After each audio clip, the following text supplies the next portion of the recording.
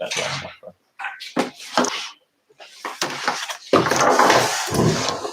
Okay, so we started learning about matrix theory last time. I don't know if you have seen the video on the YouTube channel. Below that video, there are some links. Okay, so I also solved some problems, and below those videos, there are links to PDF files that you can get some questions. Okay, for practice. So that's also good. Whenever I put a video, it's always go to the description below the videos. You will find some useful links. Please try to check them out every time. So let me just refresh your memory a little bit by solving one or two examples, and then we can move on to the next part, which is of course a very simple lesson today. So let me divide the board.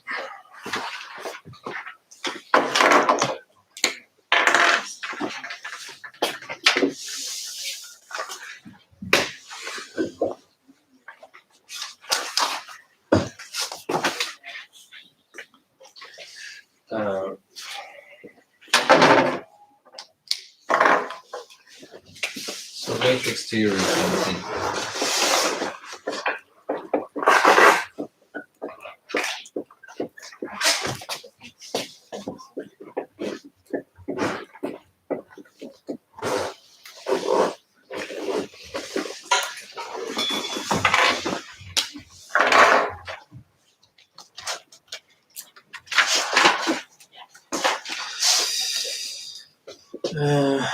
Okay, let us solve one or two examples first.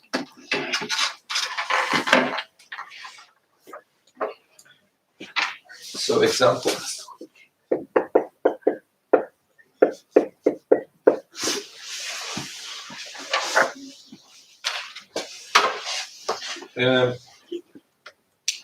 So let's A be this matrix A sub I j, and it is 2 by 3, where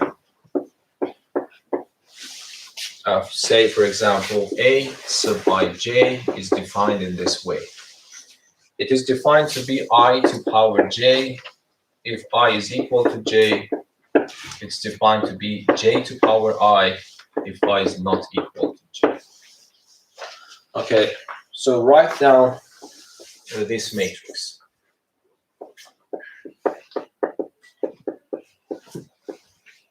The matrix.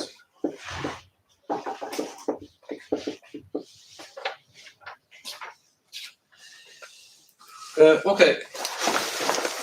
So yeah, I think it's a very easy exercise, just refreshing your memory. So if you remember, when I write something like this, and I write 2 by 3, it means that my matrix consists of 2 rows and 3 columns, yes? So in general, the matrix A is a matrix with 2 rows and 3 columns. Okay, so the first entry is A sub 1, 1. So I recall you that you remember the first index refers to the row number and the second index refers to the column number. So A sub 1, 1. And the next one is A sub 1, 2, A sub 1, 3. All of them lying on the first row. This is why you see the first indices are all equal to 1. But the column number for the first one is 1, the second one is 2, the third one is 3. Then I go to the second row. So this is 2, 1, A2, 2, and A2, 3.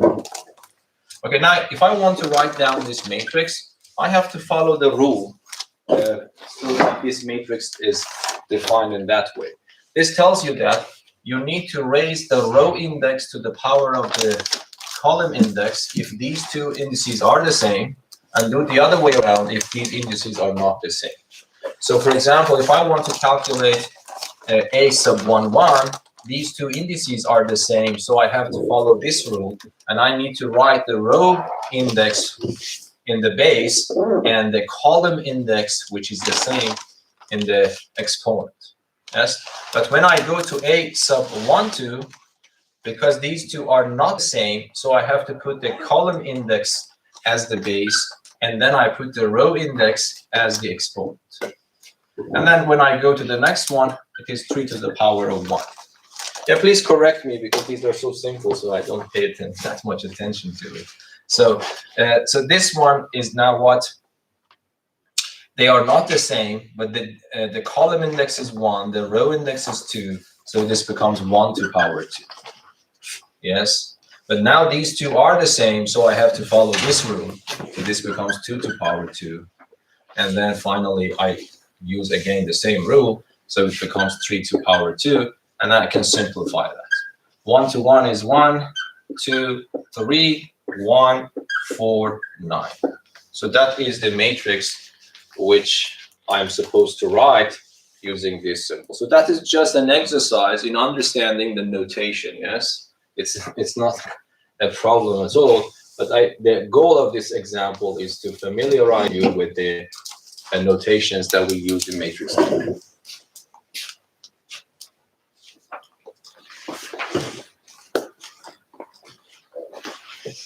Okay, so let me give you another example.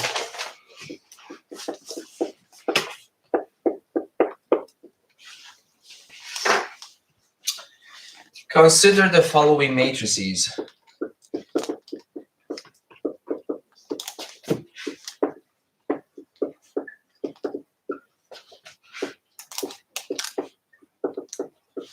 So one matrix A is this matrix. A minus B here, minus 2B, 2A minus 2, and 1. And the other matrix is B, a 1 minus A, and B. Determine the value of this sum, sigma I goes from 1 to 100, IA plus B, if A is equal to B.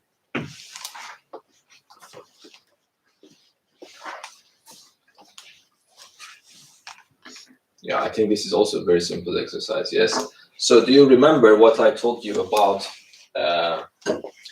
equality of matrices, yes? So we have this condition that these two matrices are supposed to be equal. This is mentioned at the very end of the problem. And using that piece of information, you're supposed to evaluate this sum, which contains 100 terms, yes, from 1 to 100.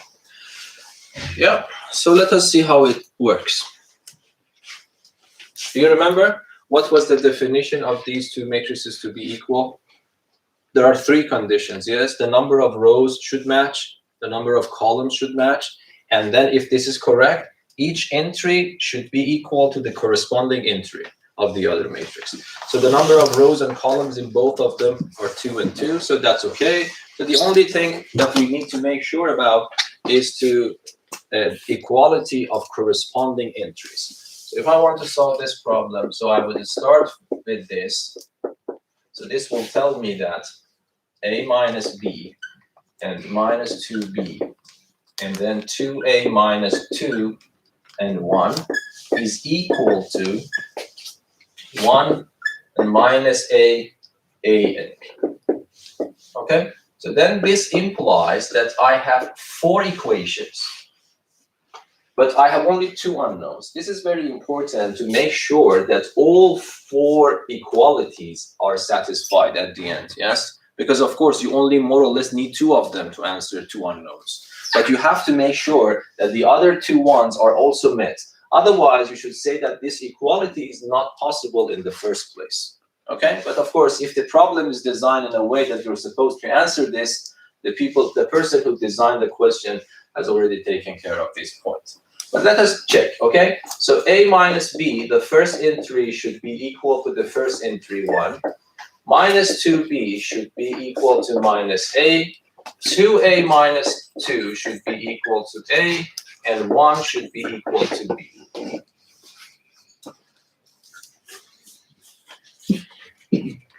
Okay, so we have 4 equations, 2 unknowns. Let us choose, by the way, this is already found, but it's not clear yet it is acceptable, yes or no. I put it back here. What I get is A is equal to 2B. If I cancel the minus signs, then instead of B, I put 1. This gives me A is equal to 2. But before making sure actually these two numbers are acceptable, I have to check the other 2 ones, okay? If this is not going to work, it means that the problem is wrong, yes? If this is going to work, hopefully it will work. Let us check. A minus B, 2 minus 1 is 1. So this is automatically fulfilled. And then the other one, if I put A equal to 2, 2 times 2 is 4, minus 2 is 2, is equal to A, which is 2. So that's also correct, yes? So it means that these numbers that we got actually satisfies all these 4 equations. Okay, and then my question mark is the sigma. I goes from 1 to 100. I is the counter of my sigma, which runs from 1 to 100, and then I have A times B, but I have already calculated A and B, so I just plug them in. I becomes from 1 to 100, and then instead of A, I put 2. Instead of writing I times 2, I just simply write 2 times I, and then I have. And then I have to calculate this. Okay, what is your suggestion? Of course, this is not a tricky problem. You put I equal to 1, it becomes 3. You put I equal to 2, it becomes 5, and you need to be patient until 100 and add them up. Of course, it would be boring if it is not a pattern. You have to calculate all of them and add them, but this is a pattern, yes? So if you remember from Math 5 lesson, you immediately can know what to do, yes? You can calculate the sum from 1 to 100, times it by 2, and then add 100.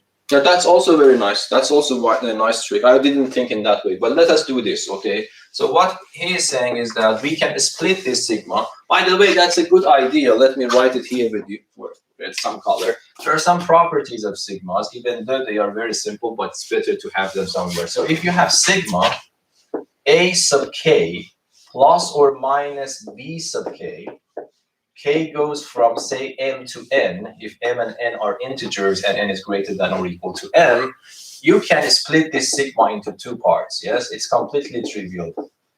If you have problems understanding, please let me know, but you can just think about it yourself. It's not hard.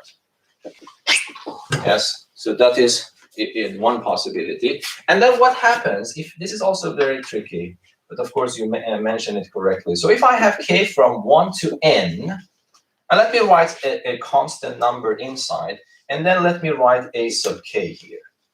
What happens to this constant? First of all, how I understand that this is supposed to be considered a constant, because I see that I have a counter here. Only this one depends on my counter, so this letter does not depend on my counter, so it can be considered as a constant. So what happens to this constant, do you think? You imagine that I am writing m, and then so let me write. For example, the first thing I have to put m, so it becomes CAM. I have to put the next number, it becomes CAM sub m plus 1. And then I continue until the very last one. Sorry, the very last one is n. And then what happens? You can see that this C is in common, so I can pull this C out. Let me write it in 2 steps. Then it becomes A sub m plus A sub m plus 1 up to A sub n. But I can collect this into a new sigma, yes? So this from here to here is just simply sigma a k. K goes from m to n, and I have a C at the end. So it is clear that I can pull that C out, yes? So these properties, they are very easy to convince yourself of. But one thing that I want to mention is that what happens if I don't have anything which depends on, so what happens for this? Just a simple C in there. Of course, automatically you were able to answer because you said add 100 to it. Yes, you said that I add 1 from 1 to 100 multiplied by 2 and add 100. You didn't say I add 1, yes? Yeah. You can like put a 1. Yes. The AK value. Exactly. So this means that all these AK values are sitting here is equal to 1.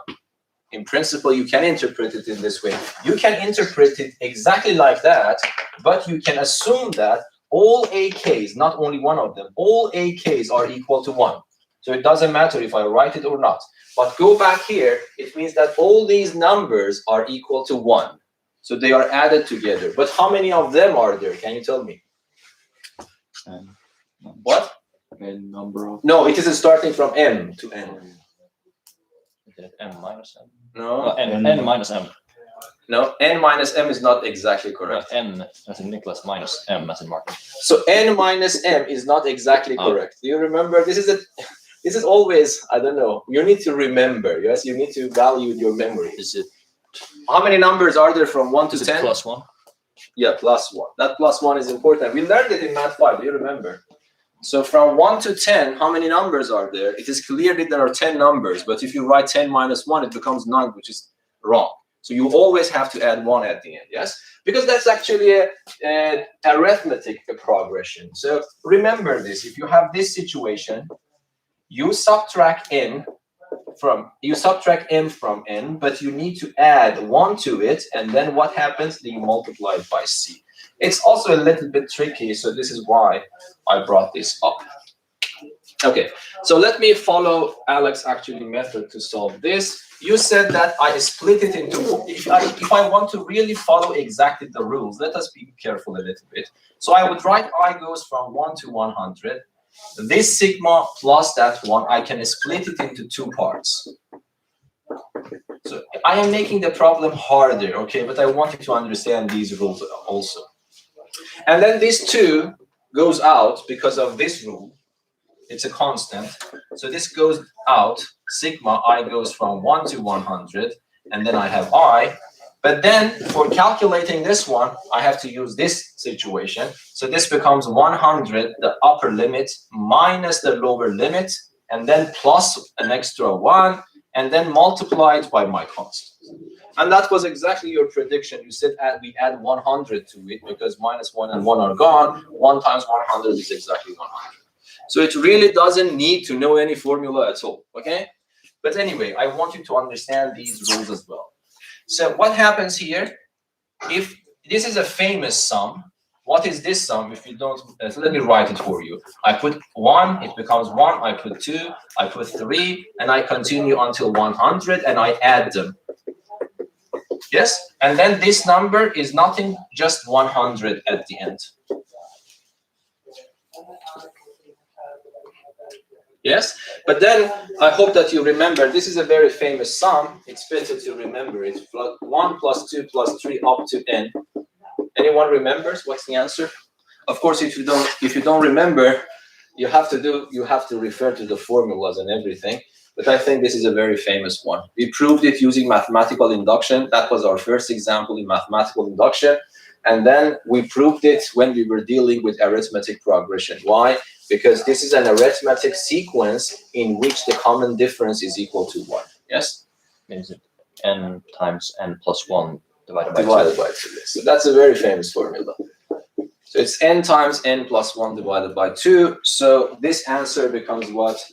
The answer becomes 2 times, here n is 100, times 101 divided by 2 plus 100. So this one and that one are gone. So this becomes, and then this is the answer. Another interpretation was what? Another interpretation is not to use the sigma rules. I just interpret this. I open the sigma up there. So let me write this alternative here. So it becomes what? I put 1. The first one becomes 3. Yes. Then I put 2. The second one becomes 5. The next one becomes 7. And I continue when I plot 100. So what happens? It becomes 201. Then what you see, again, you see an arithmetic progression, but the first term is 3, the last term is 201, but the common difference here is 2. So, and then you have a formula. Sn is n over 2, the first one plus the last one. This is the formula for arithmetic progression, so you can also use this one. Anyway, any problems here? Okay, so let me do one more problem, and we can probably go to the next lesson.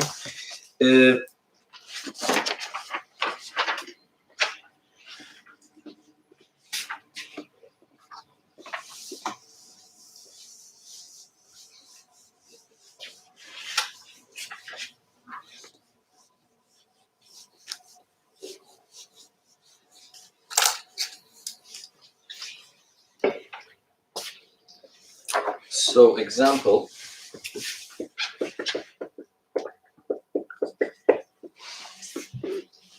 consider the following matrix.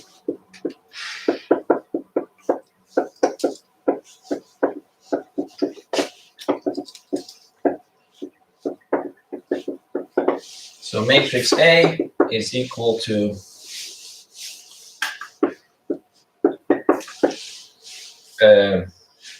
2x plus 1, x, 2x, y, 3y minus 1, minus x, y minus 5, minus y, x plus y.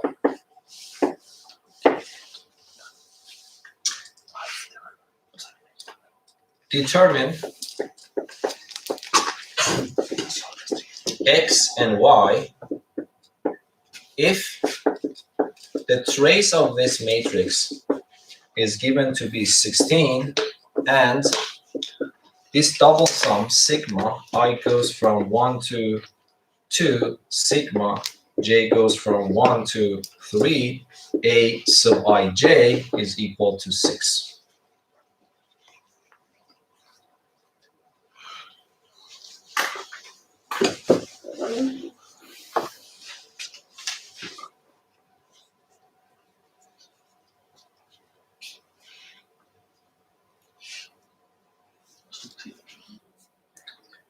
So do you remember what was the notion of trace? I told you that trace is something a little bit artificial, why this is important, but I don't know if we have time in this lesson to talk about this. But trace is an important number associated to any square matrix. Trace was the sum of the entries on the main diagonal, yes?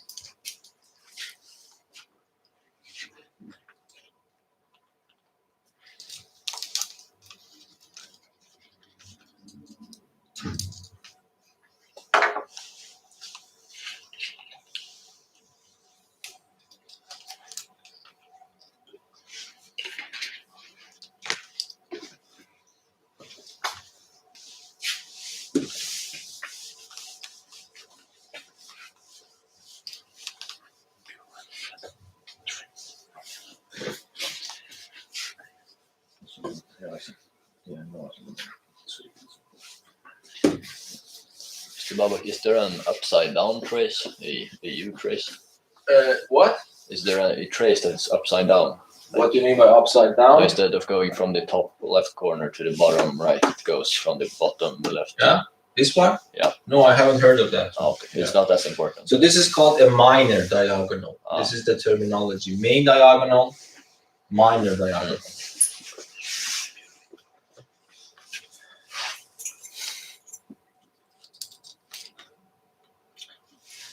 Okay, so you can think a little bit until I write another problem here.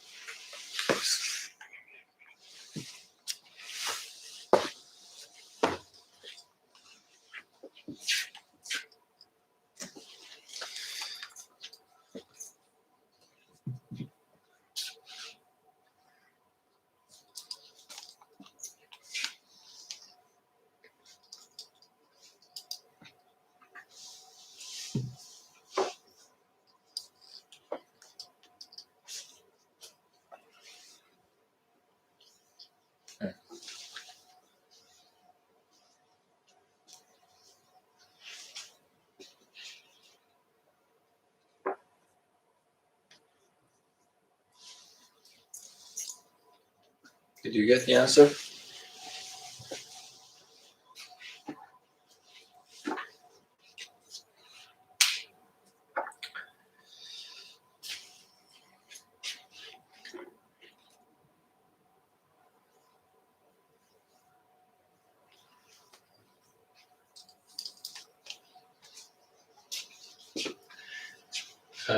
Okay, so let me start because I want to also start teaching. So what should I do? First, I use this piece of information. So I think it's better to write with black all the time. So trace of A is equal to 16. This would imply that trace of A, as you remember, it's 2x plus 1 plus the next entry on the main diagonal, 3y minus 1, and finally the last one, x plus y, is equal to 16. So this gives me one equation among x and y, between x and y. So 2x plus x is 3x, yes, and then 3y plus y is 4y, and 1 are cancelled, so it is 16. So this is one equation. Mr. Baba, Yes? the second equation also becomes 3x plus 4y equals not another number. And so it has to be a contradiction, right? Yeah, if that's the case, might be I have been a little bit careless. Did you get the same thing? I got it to be 4x plus 4y.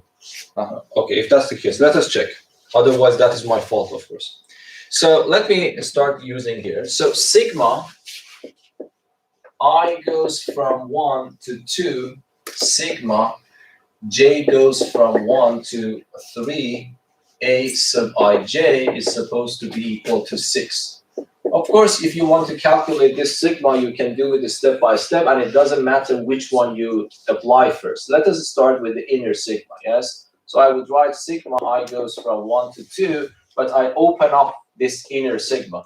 So this becomes a. I am not allowed to change I because the counter is j. J runs from 1 to 3. So it becomes I, and then instead of j, I put 1. The next one, I keep I the same. I change the index to 2, and then I have I3, and I add them. So this is the opening of the first inner sigma. This is supposed to be equal to 6. Then I now open the second sigma. So this implies that instead of I put 1, so it becomes A11, A12, A13. This is the first term when I put I here everywhere. And then I put I equal to 2.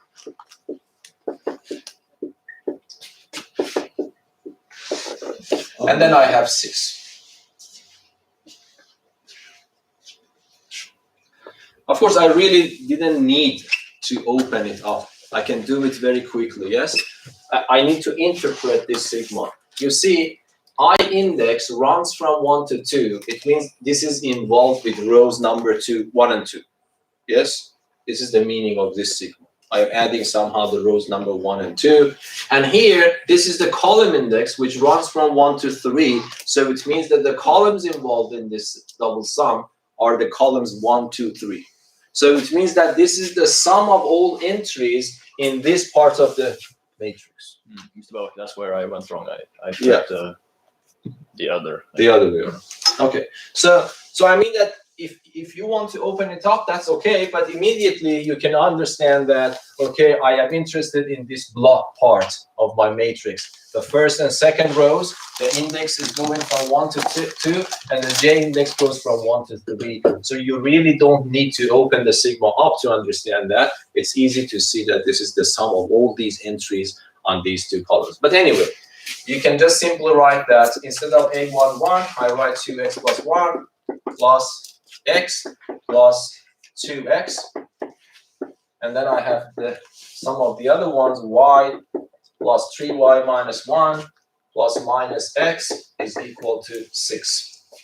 And if I simplify that, 2x plus x plus 5x, 1x is gone, so I get 4x. And then I have y plus 3y is 4y. and the numbers are 1 and -1, they are gone. So this is 6. Let us keep it like that, even though I can simplify it by 2, but immediately I see that if I multiply it by negative sign, I will cancel this out. So this becomes a system of equations. 3x plus 4y is equal to 16. And then I have 4x plus 4y is equal to 6. If I multiply the first one by a negative sign and add this to this, it becomes minus 3x plus 4x, which is x. And this one and this one are gone. Minus 16 plus 6 is minus 10. So my x is minus 10. And I put minus 10 in one of these equations. For example, the first one, it's minus 30, 36, y is 9. Yes? So these are the numbers that we got. You see, a matrix theory is actually very important, but not hard at all, at least for these steps. Yeah, it becomes much more interesting. It depends how much we want to delve into it.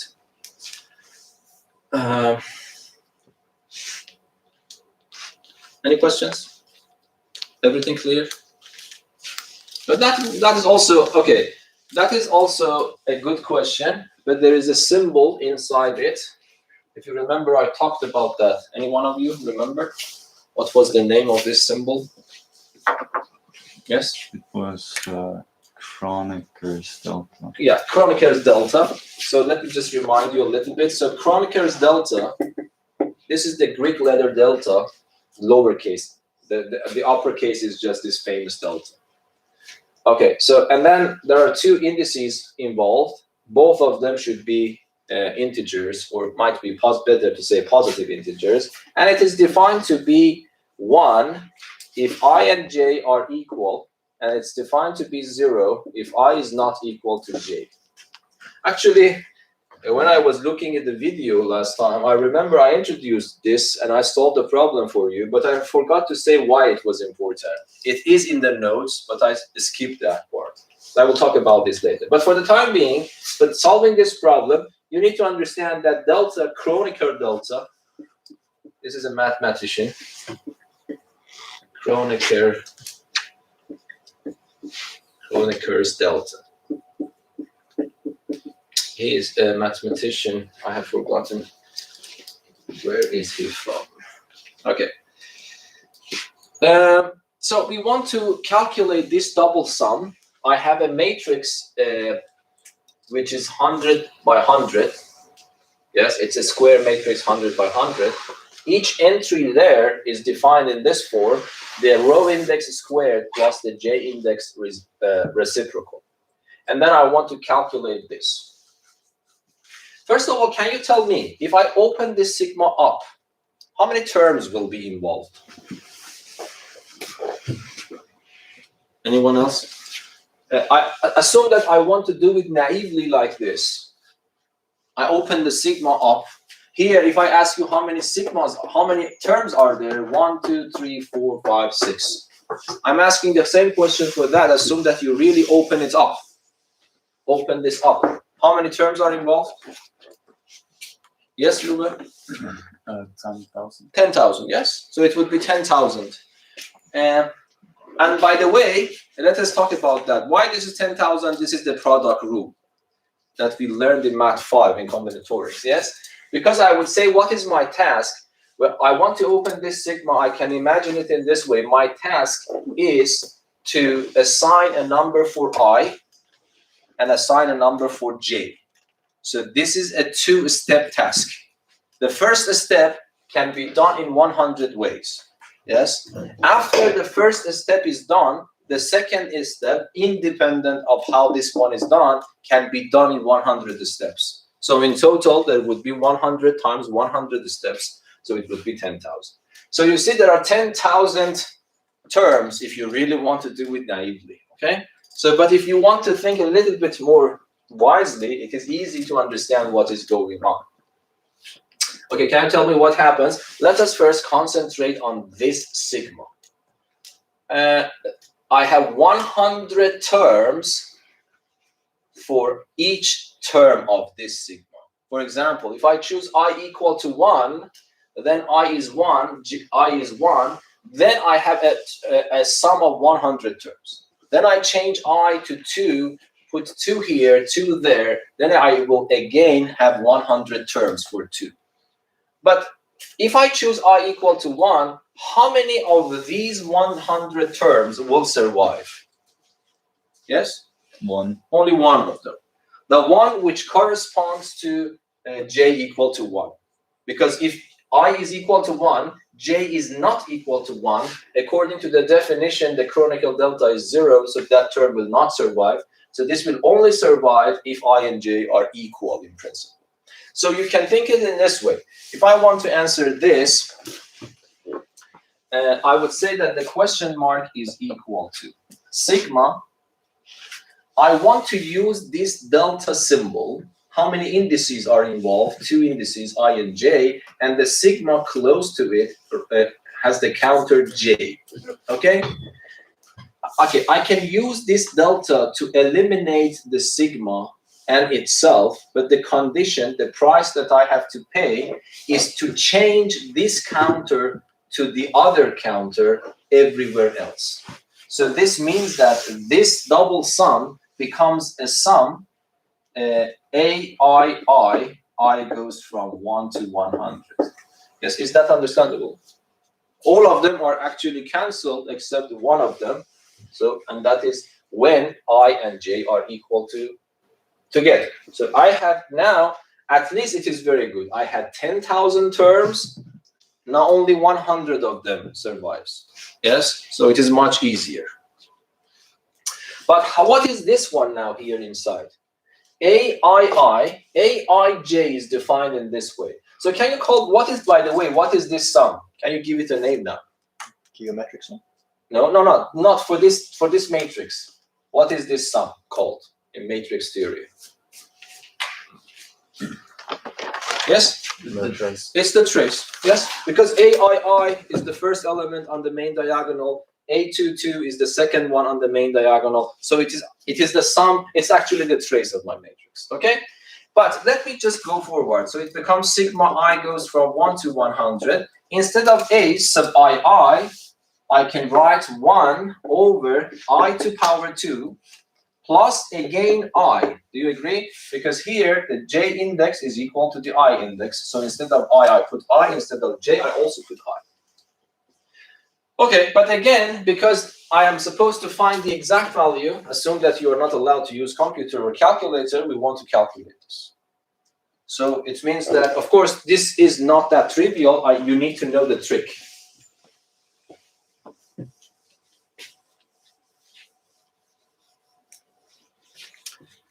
Okay, so let us concentrate now on calculating that sum there. So the question mark is equal to the sum.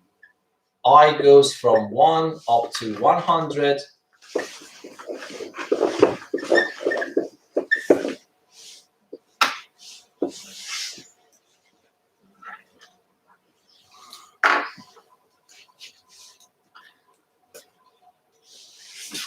Do you have any suggestions how to calculate this? The first thing might be I go to a scratch paper, try to see what I am facing with, yes?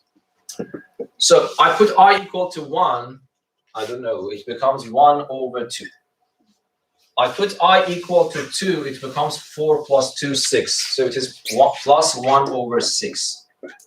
And then I put I equal to 3, 9 plus 3, 12. So I will get 1 over 12. And let me just do one more. If I put 4, 16, 20. So it is 1 over 20. And it continues. The last one, I put 100, 10,100, yes? So I want to find the exact value of this sum. This is the first thing. Might be you come to scratch paper, you see that there is not a very nice pattern because the sums that you in principle know how to deal with are geometric ones and arithmetic ones. This is neither a geometric one nor an arithmetic one, yes? This is a good excuse to teach you a little bit about telescopic sum. Okay, that's very important. I have talked a little bit about that, I remember before, but telescopic telescopic, I think we write it like that, yes, telescopic sum.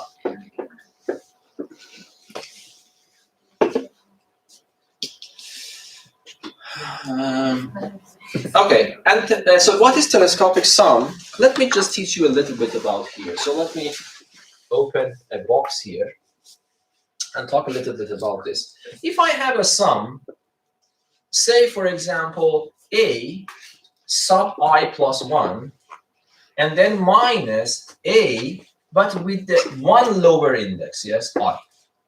If I have this combination, and if I goes from, say, I don't know, for example, 3 to 6, I want to calculate this sum. So this is very important. This structure is very important for me. First of all, it is a difference. Secondly, the indices differ by 1.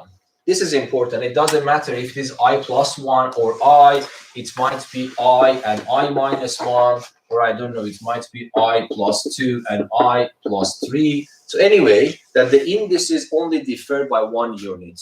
And then I have the difference between those two. Whenever this happens under the sum sigma notation, you are confronting with the telescopic sum. Yes, and how we calculate, it's very simple. Let me just open it up. I put 3 here, it becomes 4. I have to choose 3 and put it here and here, because this is the whole expression in front of my sigma. So this becomes a 4 minus a 3, agree? When I put I equal to 3. Then I have to put I equal to 4. Then it becomes a 5. This becomes a 4. And then I put the next one. What was that? 5. So it becomes a 6 minus a 5. And finally, when I put 6, it becomes a 7 minus a what? A 6. And then I am supposed to add them up. Yes? But then it is like a telescope. Yes, it goes inside. Yes, because this one will be cancelled by that one, and this one will be cancelled by that one, and this one will be cancelled by that. It's like it is shrinking like a telescope. Yes. So what is left for me is A7 and the A3 term with negative sign. Okay. And I think it's very easy to understand what is the pattern. So where this 7 is coming from, I put this this upper bound in the term with the higher index. Yes, it becomes 6 plus 1, 7. And I put this lower bound in the one with the lower index, A3. So that is the rule of thumb. If you recognize that your pattern is a telescopic sum, then the idea is that take the upper limit and put it instead of the counter for the one which has the higher counter, and then put the lower bound in the one with the lower counter. Yes, that's the idea. Is that clear? So let me write a formula here for you. So if I want to write it quite generically, so I would say I plus 1 minus a sub I goes from, say, m to n. Okay, so what should I write in front of this? Assuming that n is greater than or equal to m. So what should I do? According to this pattern, I need to put the upper bound instead of I, instead of that I for the term which has the higher one. So I put n here. So this becomes a sub n plus 1. And I take the lower bound and I put it here. So it becomes minus an. Yes, that's the idea. Let me write it in another way to make sure that you understand what's going on. So assume that I have I from m to n, and then I have a, say, I plus 3 minus a I plus 4. Okay, is this a telescopic pattern? Yes, because I have the difference and the counters differ exactly by 1. So the difference of these is a telescopic sum. And how should I answer this immediately? Can you tell me what should I write in front now if you realize what I said? Yes? A sub m plus 3 Yes. minus a sub n plus 4. Yeah, it's not understandable. So I saw that this counter is smaller, First of all, I recognize this is a telescopic pattern. After that, I put this lower bound in the one which lower index. So I have to put n here, not there. Be careful. And then I put n there. So this I got this one. Is that clear? Now, of course, this is a very powerful tool, but the important thing is that we don't see that pattern right here. Yes, because for having that pattern, I have the difference of two terms whose indices differ exactly by 1 unit. It's not exactly in the form, in the appropriate form yet. And this is it could be very creative. I don't know, might be I can give you some questions if you want that. I myself find it very fun to find the pattern or fit it to the pattern, okay? Yeah, so let us see how we can do that. Of course, doing exercises will help you to be more skilled in this case, but let me just see how it goes. So now we return back to the main problem. We're supposed to calculate this. So this becomes equal to the sigma. I goes from 1 to 100. The first thing that I do, I factor an I out here. But why do you think this is useful? Not yet. There is no difference yet. That's a product. That's a division, actually, in which the denominator is a product. Do you see the idea now?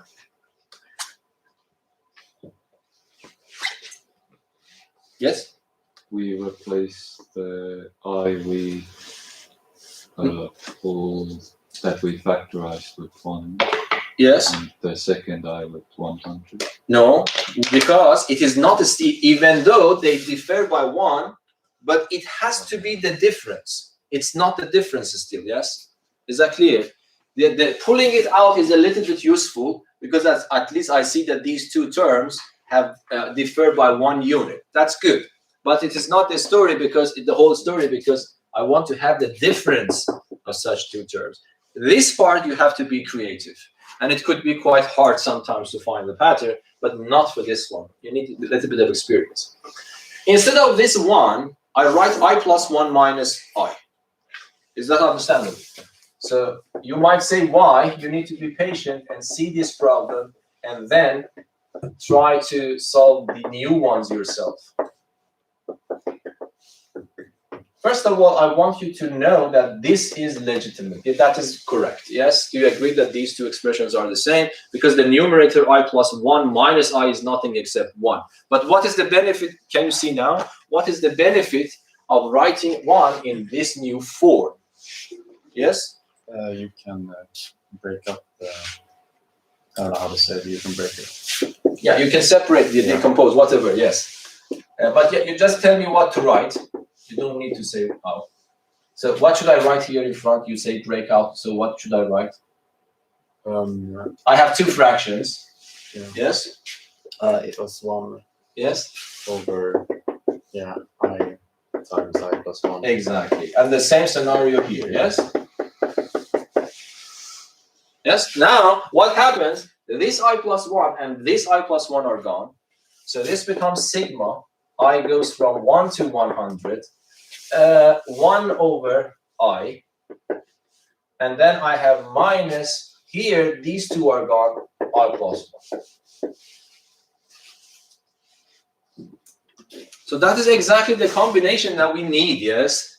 First of all, I have a difference. I have 2 terms involved. They are exactly the same terms, except that one of them has the index I, the other one has 1 index more, yeah? Index, which is 1 unit more. So is this now a telescopic sum? Yes. The answer is yes. So now how should I write it? I need to take the lower bound. I need to take the lower bound and put it where? Here or there? Left or right? Yes? Should I put I here or should I put 1 here or should I put 1 there?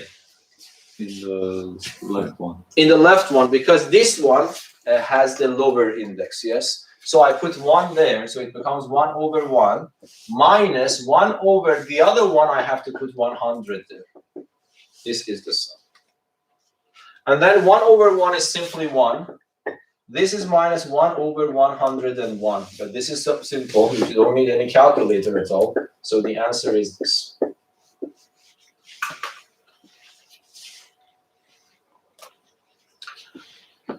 I don't want to spend much time on it because that's a good deviation. This is actually what you will learn probably a little bit in the calculus course when you go to the university, when you are dealing with sigmas, infinite series, yes? Yeah. Of course, I can give you some exercises if you're interested in some. They can be really fun, how to find that pattern, yes? That's a very good brain exercise. Okay, so if you don't mind, let me stop here and then just complete why I talked about the Kronecker delta in the first place. I don't know, accidentally I forgot about that. Do you see any connection between the Kronecker delta and the identity matrix? That part I was missing. I forgot to say about it. Do you find any connection between the Kronecker delta and the identity matrix? So let us refresh the memory. What was the identity matrix?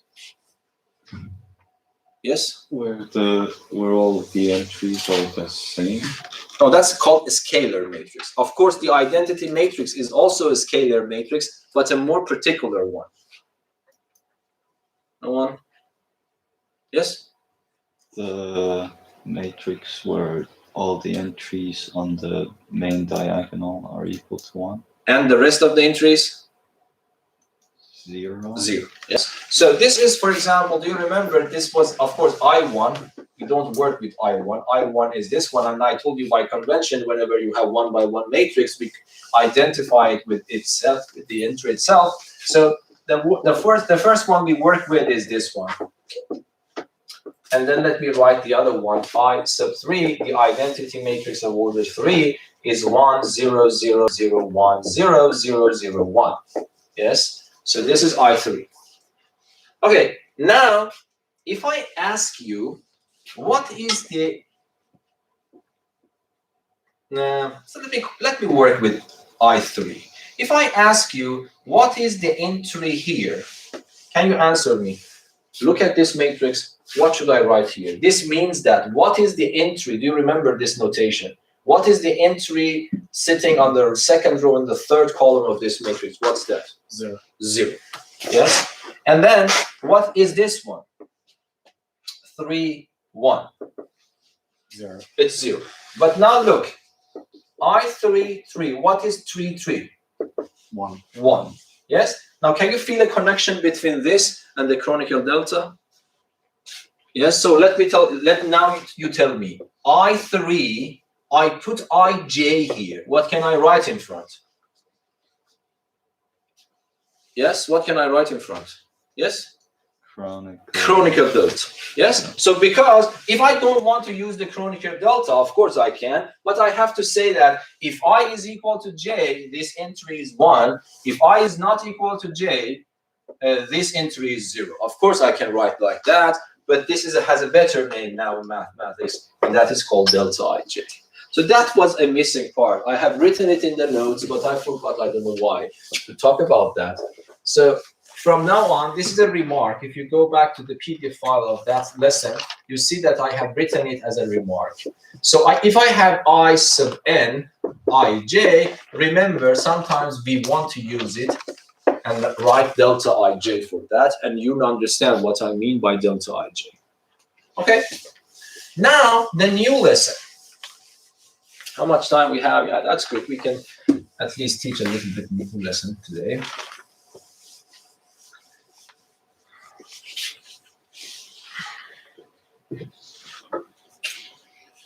Okay.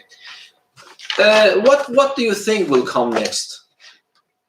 What do you think? I introduced you and then, I don't know, a creature in mathematics, and then we want to continue the theory. If you are a mathematician, what would be your next concern? Now you have a new object in mathematics, it's called matrix, and then what? Just from a mathematical point of view, not from practical point of view. Yes? Operations. Yeah. Is that reasonable? So if I have 2 blocks of numbers, then it's better to be able to do something with them, yes?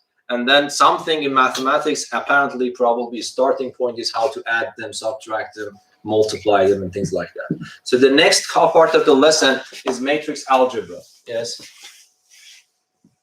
So let me write the title here. The algebra of matrices.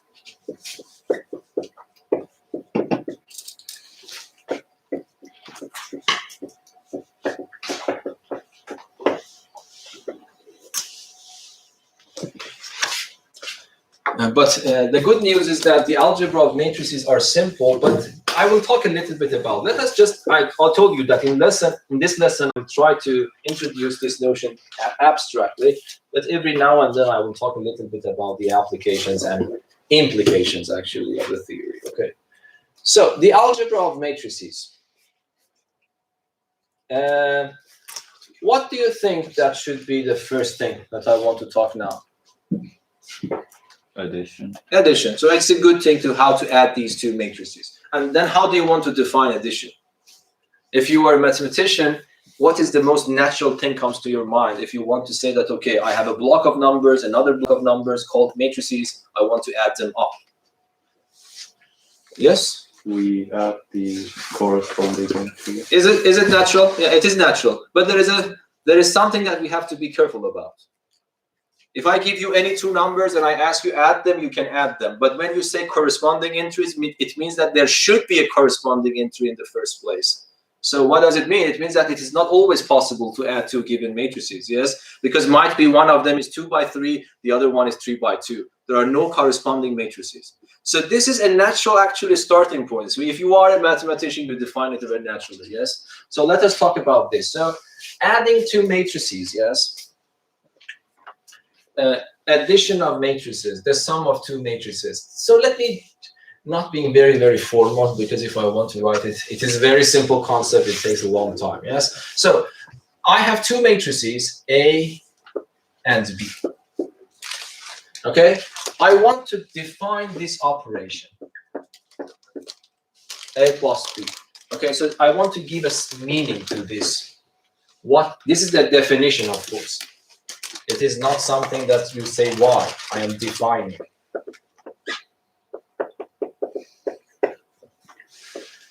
Okay, first of all, A and B have to be, they have to be of the same order.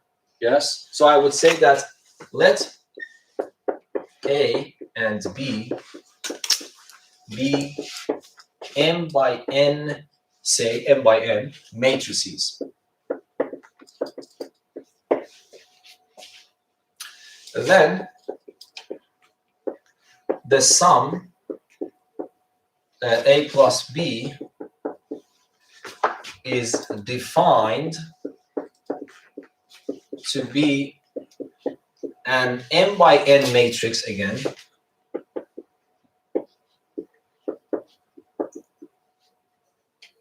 such that, so you see, when I want to define it, if I want to introduce you a new matrix, I need to define for you the order, and I need to define for you the entries, yes? So you see, I have defined m by n. So I am saying that if you start with m by n matrices, the sum is defined to be of the same order. It's not enough. I need to give you the entries. So you would say that A plus B sub ij is equal to, can you tell me what should I write in front? So first of all, I want you to have a good understanding of this notation. What does this mean? This means that the entry sitting on the ith row and jth column of the matrix A plus B. Yes? It is defined to be what? The same entry from matrix A plus the same entry from matrix B. So let me write a semicolon. So semicolon equal means it defined to be equal. There is no y here.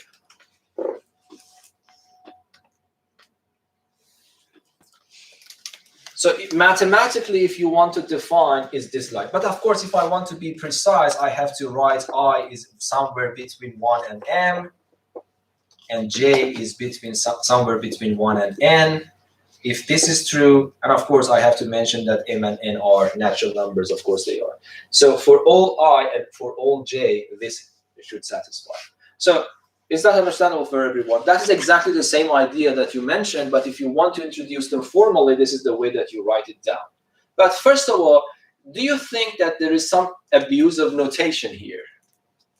I want you to understand that. This plus sign is already an abuse of notation. Yes? Do you understand what I mean? Because we use this symbol for what? If you are in primary school, when you see this, what do you expect to have on the left and the right? Numbers. But here you see the same symbol that you learned in primary school, but on the left you have a block of numbers. So for example, you cannot teach a primary school student to how to add numbers, and the exam you put block of numbers to them and say add them. They might be don't recognize. I want you to understand. So this is exactly the abuse of notation. Okay? But is this an abuse of notation? This is not. So I want you to understand, even though I am using the same symbol here and there, they're quite different. Here, I am using this symbol to denote adding of two matrices, but here I am using the symbol to denote the sum of two numbers. Okay? So it means that definition of the sum addition of two matrices is defined via the addition of two numbers. Okay? So, but they are not the same thing. It might happen that there are some properties that this will inherit from its counterpart. Might be there are some properties that they differ. There is no guarantee for that. I want you to understand that. Yes? For example, of course, this is... So, for example, just because A plus B is equal to B plus A for numbers, there is no immediate guarantee that A plus B as matrices are equal. You understand what I mean? So you cannot say that, okay, I know that the summation is commutative, so why should I be worried about that? Because immediately we see that later, the product of two matrices are not in general equal. Yes? Even though the product is also defined. Of course, product is a little bit harder to define. That would be coming lessons. But this is what I want you to understand. This is very conceptually very important.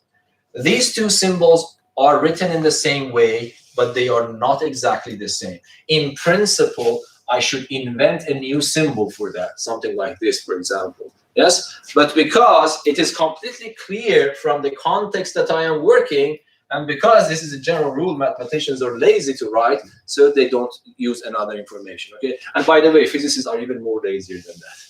So you know that Einstein actually invented the summation convention, and that is that, okay, whenever you see an index is repeated, just forget about the sigma, writing sigma.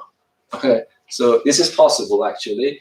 And actually, it's very, and he just humorously actually says that this is probably my most important contribution to science, because if you want to work in differential geometry and the things that Einstein was working with, there are hundreds of sigmas might be coming one after the other. If you want really to write all of them, it would be very, very, very tedious. So, but whenever you see an index somehow is repeated itself, so you can just drop that sigma off and say that, okay, repetition of an index on its own means that sum over that index. Yes, something like that. It's not exactly this, but something like that. Okay, so this is why, first of all, I want you to understand. So it means that whatever property you had for normal addition, there is no immediate guarantee that it will be inherited to this new summation operation.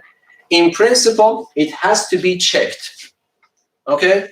Might be checking is very simple. You can check it in your head, but there is a need for the check. That is my point. Yes? Don't take these things for granted. Okay, so I think they're very simple. So the examples are so simple that I think, yeah, let me write it down. So, so let me just do this.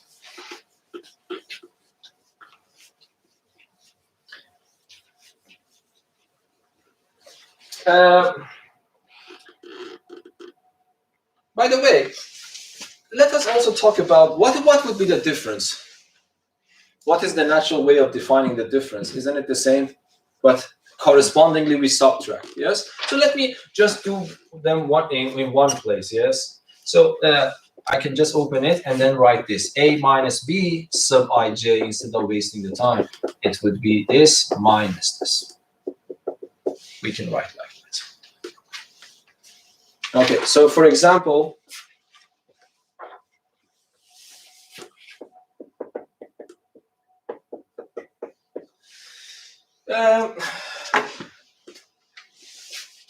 yeah, just write some simple examples. It doesn't matter. So 2, 5, 3 minus 10 plus 2, 5, 0 minus 3.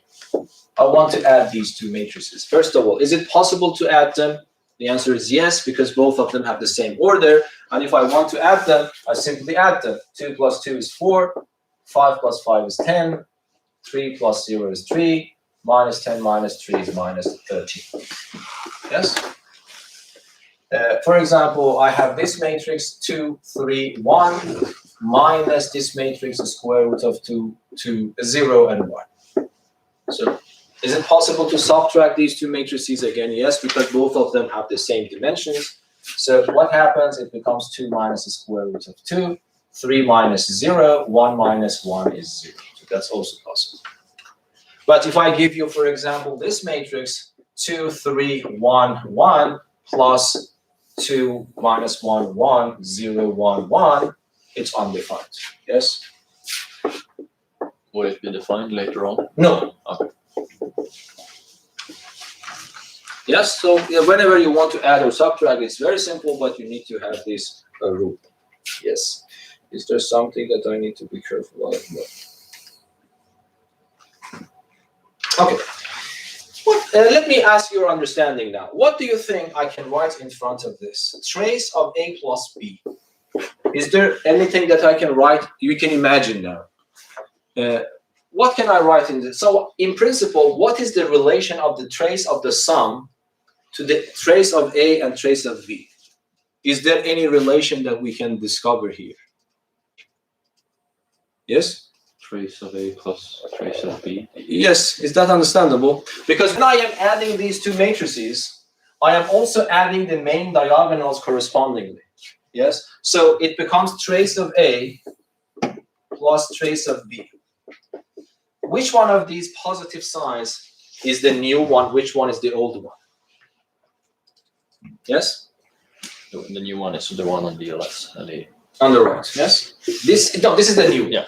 This is the old one, yes? Here I am adding two matrices, and then I am taking the trace of the new matrix. Here I am taking the trace of the matrices first, I get a number, and then I add them. So in principle, these two summations are not the same, but we write it the same. If I want to be very strict or pedantic, I have to write this in principle, yes? They are not the same, but we just write them. There is no matter of confusion. Because when I see that I have two matrices, I interpret this as the sum of two matrices. When I have two numbers, I interpret it as the sum of two numbers. So there is no matter of confusion. Yes? Okay, but let me prove this systematically. Of course, first of all, is that understandable for everyone? This is what we should expect. Yes? But how should I prove this? Formally. I want you to train yourself in this. Of course, this is an elementary course here. You really don't deal with proofs a lot. But sooner or later, the first course that you will start learning in Kotaho probably is linear algebra and geometry. And then, of course, you need to deal with proofs there. Okay, so it's better to prepare yourself a little bit. So here, trace of A plus B. How should I prove this identity? I would say let A and B be n by n matrices.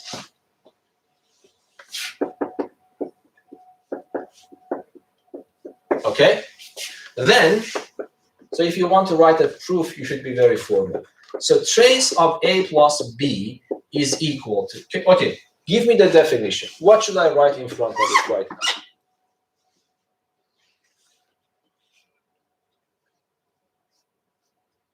Yes?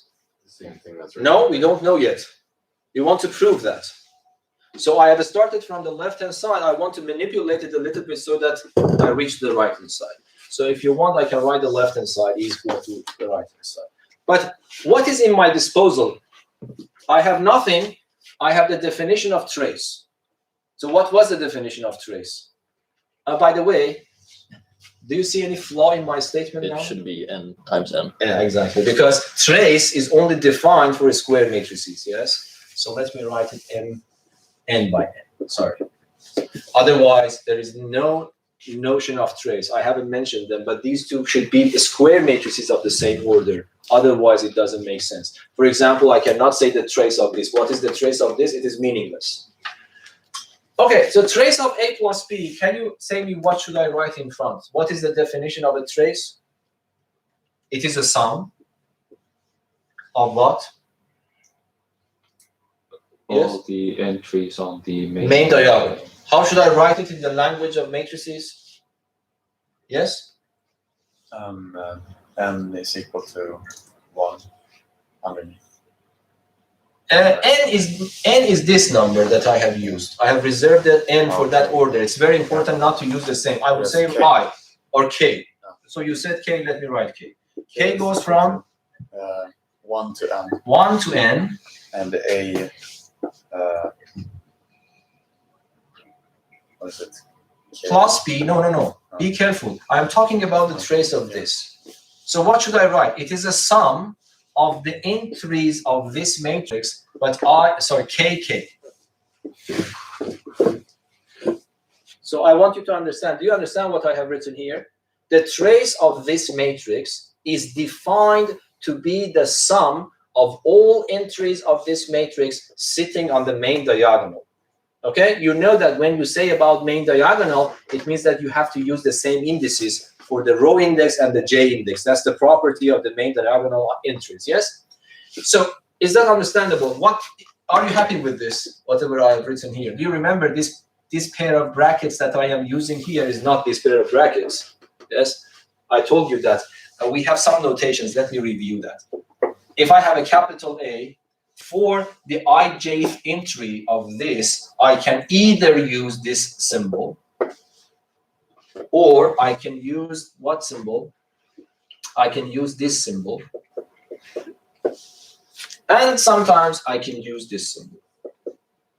Okay? By convention, I don't know, might be this is a little bit better for you. I don't know. In the book, some books, they write like this. But I am using these symbols interchangeably. Yes? So I would say that A plus B, KK. Yes? And then how should I go forward? Okay, now what can I write about this? This tells you that the entry of matrix A plus B, which is sitting on the kth row and kth column. But now this can be written as the entry KK of matrix A plus the entry of matrix B, KK. Yes? And then I have this one. So I want you to understand this formal proof. Is that hard for you? Is that understandable, Lube? Is that clear? Yes or no? Okay, but now I can break the sigma into two parts we talked about today, yes? So this becomes sigma, k goes from 1 to n, a sub kk, plus sigma, k goes from 1 to n, b sub kk. Yes? Is that understandable? So this, from here to here, if I ask you why, you say the definition of the trace.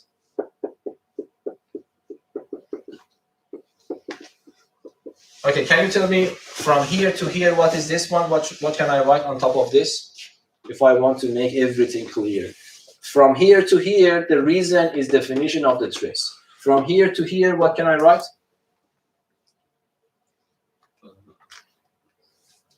Yes? Definition of the sum. Exactly, the definition of the sum.